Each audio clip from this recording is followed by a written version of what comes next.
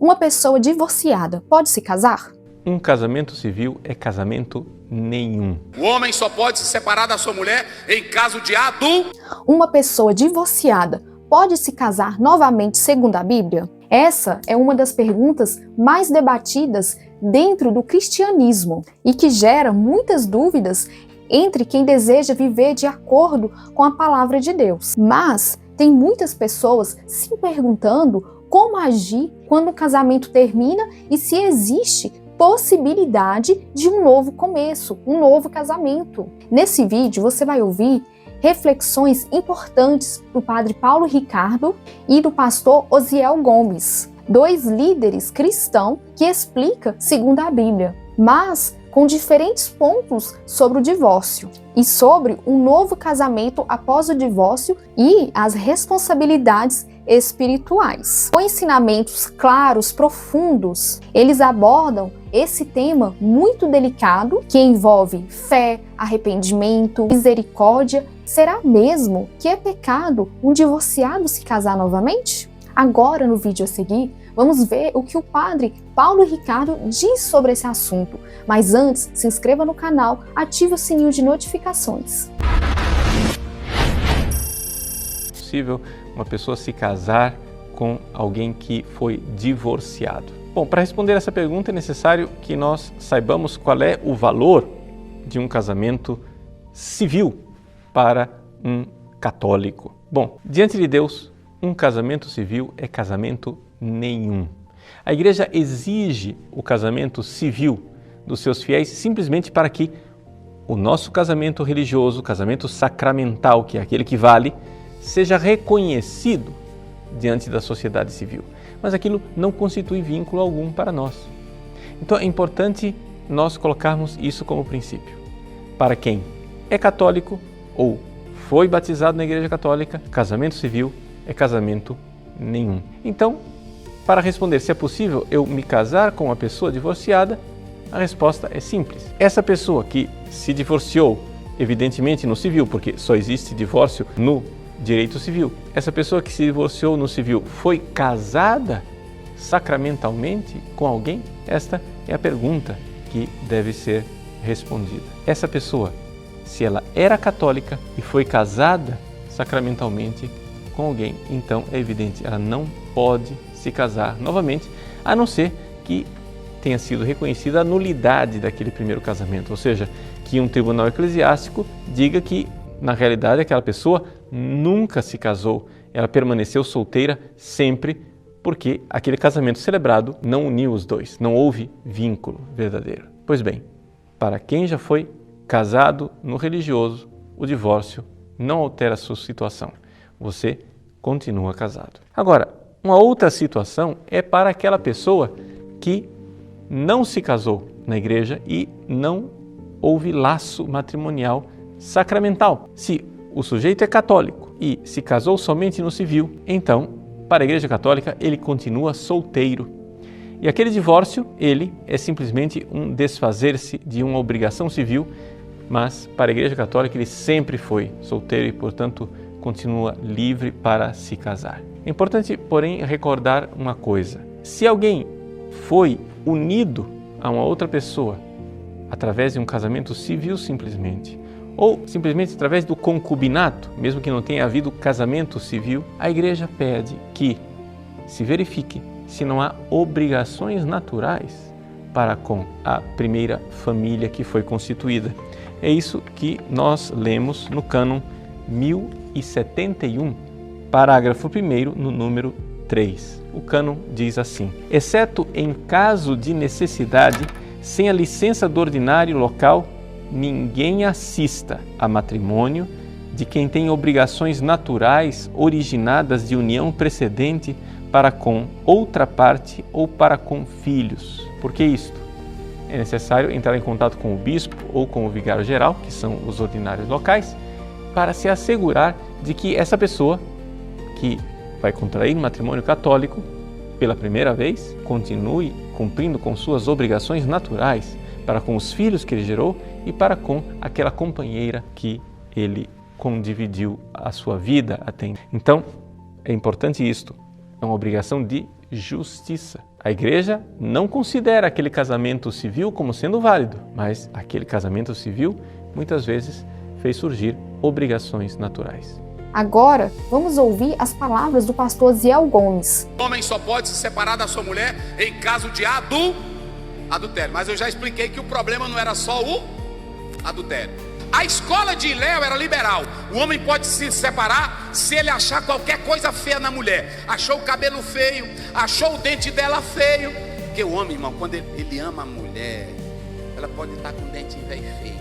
Aí ele vai lá assim no rostinho dela: amor, ô bem, amanhã eu quero que tu vá lá no dentista urgente, não é assim? O que é, bem? Abre a tua boca aí, ele até pega. Olha, filho, tu tem que ajeitar esse dentinho aqui, amor, viu? Amanhã, viu, amor? É assim. É ou não é o homem que ama a esposa? Pronto. Ele não chega dizendo: olha, a esposa do fulano, ela só anda bonita. Ele chega: minha filha, eu quero que você tá aqui o cartão, eu quero que esse mês você compre umas roupas para você, bonita. Vá, minha filha, te arruma, compra uns tamancos bonitos, que eu quero ver tu linda, meu amor. Eu quero ver tu linda. Ele quer a fantasia dele bonita, sim ou não? É assim. Agora fica: tá faltando amor, eu não tô. Coisa dele. Ok? A escola de Léo dizia que o homem poderia se separar por qualquer coisa. Irmão, era muito humilhante. E aí era o seguinte, está lá em Números capítulo 5. Se o marido desconfiasse da mulher, ele dissesse assim: eu acho que a minha mulher está olhando para o João. Aí ele levava no sacerdote. Aí o sacerdote chegava: a senhora está olhando para o João? Ela dizia: não, sacerdote, estou não. É meu marido com ciúme exagerados. Não, mas venha cá. Ele pegava o pó do tabernáculo, botava dentro da água, e aí ele olhava para ela e disse: pega isso aqui, beba. Quando tu começares a beber essa água, a tua coxa vai cair, as tuas partes íntimas vão inchar, o teu útero nunca mais vai produzir, vai sair sangue pelo teu nariz, pela tua boca. E ela tinha que beber a água. E ele dizia: se ela não tiver pecado, a água da maldição não vai fazer mal dela. Era assim com a mulher. Aí agora vem, pronto, essas duas escolas vêm antes de Jesus. E eu vou correr aqui para finalizar agora. Quando Jesus chega, ouçam bem, Mateus 19, capítulo 10 de Marcos, são as referências. Mateus 19, capítulo 10 de Marcos, Lucas 16, 18, 1 Coríntios capítulo 7 que ele está lendo. Vou correr agora para finalizar. 10 minutos eu vou encerrar aqui.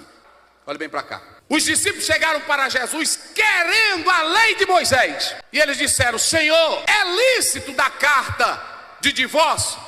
Eles estavam no pensamento de Léo e de Chamai. Aí Jesus vai exaltar o casamento e a vida a dois. É assim? Ele disse: olha, desde o princípio nunca foi assim. Gênesis 2:24. Deixará o homem pai e mãe e unir-se-á a sua, e os dois serão o quê? Esse é o princípio. Jesus não foi nem para a escola de Léo e nem para a escola de... Aí os discípulos viram que não tinha espaço, correram e disseram: mas Moisés deu carta de... Aí ele disse: Moisés fez isso como uma concessão para proteger as mulheres. Ele fez isso por causa da dureza dos vossos. Quando Jesus terminou, porque Jesus nunca podia ser a favor do divórcio, porque ele ia destruir todo o plano ideal de Deus. E o que acontece? Jesus diz assim: olha, isso é por causa da dureza dos corações. Os discípulos saíram dizendo assim: então não é bom casar. Não foi assim? Está em Mateus 19. Então não é bom casar. Mas vocês observaram que apenas o Evangelho de Mateus, olha para cá, apenas o Evangelho de Mateus tem a expressão "a não ser por causa de relações sexuais ilícitas". Leia Lucas 16, 18. Rapidinho aí eu vou encerrar aqui com essas exposições. Vamos lá. Como é que diz? 16, 18. Ou qualquer que deixar sua mulher... Qualquer que deixar sua mulher, casa com outra, adultera. E aquele que casa com a repudiada... E aquele que casa com a repudiada... E aquele que casa com a repudiada pelo marido, sim, adultera também. Esse é o Evangelho de Lucas. Alguns dizem que tanto Lucas como Mateus bebeu na fonte de Marcos, seguindo o esboço de Marcos. É claro que cada evangelista tinha a sua peculiaridade. Marcos 10, vamos ver do 9 a 12, rapidinho. Eu quero que vocês marquem essas passagens bíblicas, porque eu estou respondendo uma questão muito séria. Marcos 10. Isso, 10, 9 e 12, vai ver aí. Portanto, o que Deus ajuntou, não o separe o homem. Isso.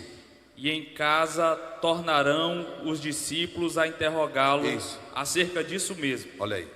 E ele lhes disse: Qualquer que deixar a sua mulher, Novamente, Marcos, qualquer que deixar a vossa mulher casar com outra, adultera com ela, contra ela. adultera contra ela. E se a mulher deixar o seu marido Piorou. e casar com outro, adultera. Eu pergunto, nesses dois evangelhos, tem brecha? Vamos lá, tem brecha? Quando você vai para Mateus, veja aí 5,32. Quando você vai para Mateus 5,32, alguns biblistas dizem que os judeus deixaram passar essa frase porque muitos já viviam nessa prática aí. E Mateus, ele escreve para os judeus. Vai. Eu, porém, vos digo que qualquer que repudiar sua mulher, Olha, a não ser por causa de prostituição, olha. faz que ela cometa adultério. E qualquer que casar com a repudiada, Olha. comete adultério. Então preste bem atenção.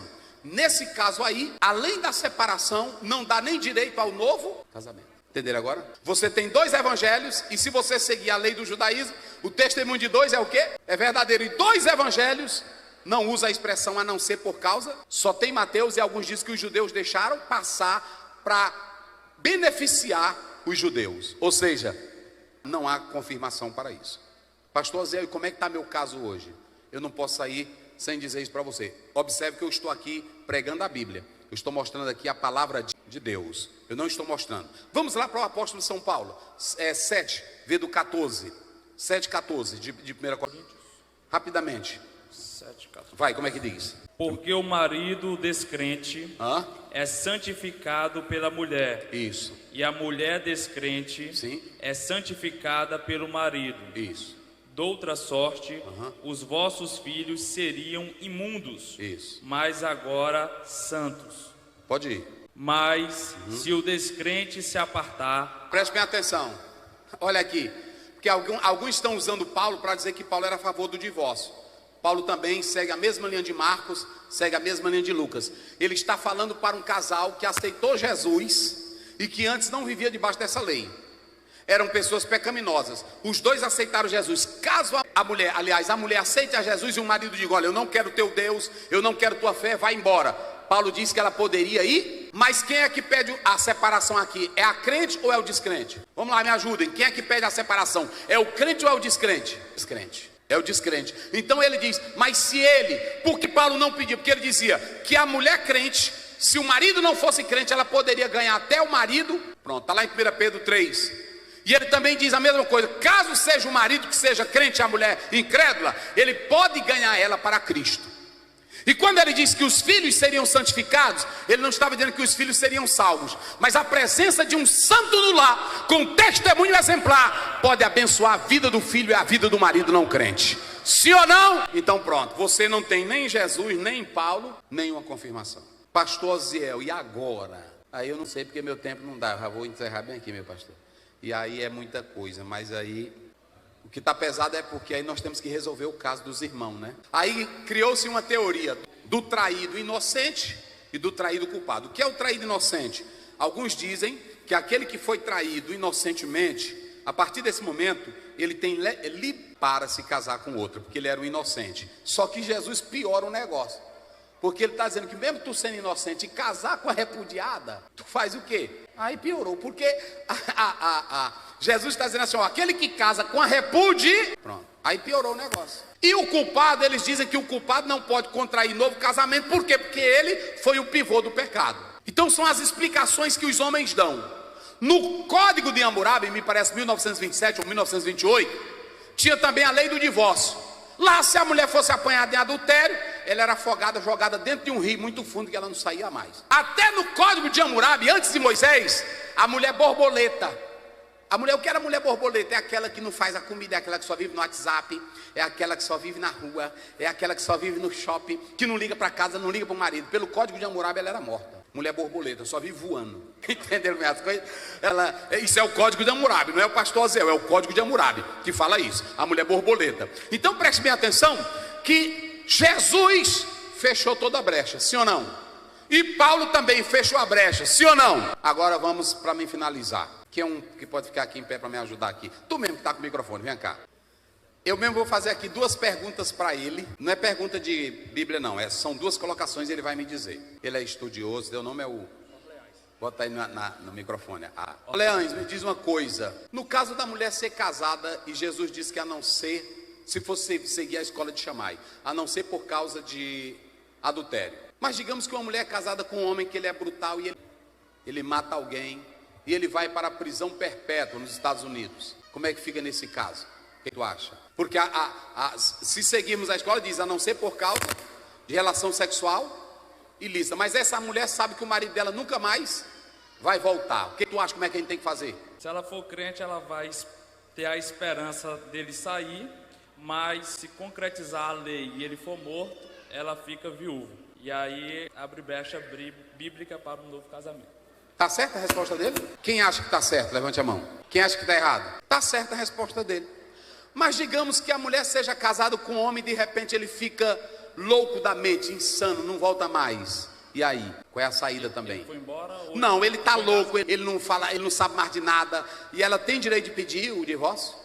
Não, tem que orar a Deus para Jesus curar. Tá doente. É verdade, na mente. E no caso, para a gente encerrar aqui, e no caso daquele marido que ele é um bom pai, ele é um bom esposo, supre a esposa de tudo, mas ele vive traindo a esposa, ela tem o direito de se separar? O que ela tem que fazer? Pedir logo o divórcio, chutar o balde, o que ela tem que fazer? O perdão é o melhor caminho. Essa era a resposta que eu tinha para dar. Porque a Bíblia diz que morrendo está livre para casar com quem? Contanto que seja como? O Senhor. Agora eu vou responder uma coisinha, obrigado.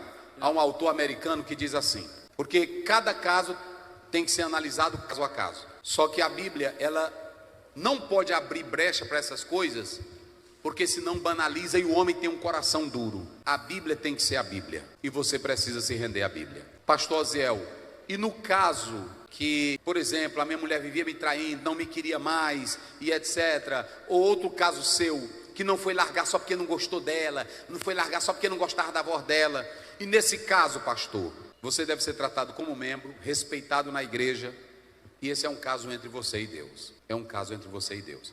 Eu não vou ter voz para entrar nesses detalhes, mas você sabe a sua situação, e eu vou só dar um exemplo aqui, e eu pergunto aqui, encerrando: Deus perdoou Davi? Vamos lá. Deus perdoou Davi? Mas Davi morreu como? Deus fez duas maldades com Davi. Ele morre aproximadamente com 70 anos. O homem ainda é homem ou não é? Cadê os homens aí de 70? Vai levantar a mão, porque é glória a Deus. Eu estou ajudando vocês, hein? Depende, né? Mas porque o senhor está diabético. Olha, agora preste bem atenção. Deixa eu dizer uma coisa para vocês. Davi tinha 70. Quem é que morre junto, pertinho de Davi, do ladinho dele?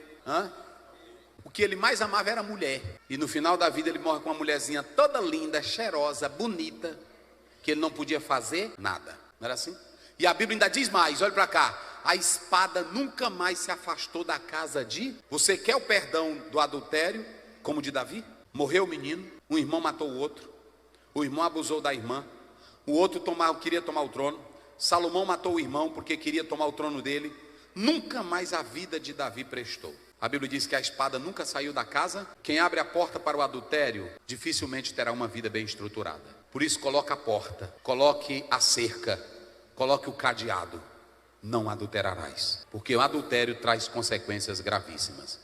Honre a tua esposa. Se o negócio está enfraquecendo, um pastor chegou para o pastor e disse assim: pastor, eu vou largar minha mulher, eu não sinto nada por ela. Aí ele disse: é mesmo, irmão? Mas eu queria fazer o seguinte: tire 15 dias de férias aí, e aí leve ela. Só que você faça o seguinte: tu vai num avião, ela vai no outro. Faça de conta que ela é tua namorada. Ele ligou para a irmã: irmã, olha, tá assim, agora faça de conta.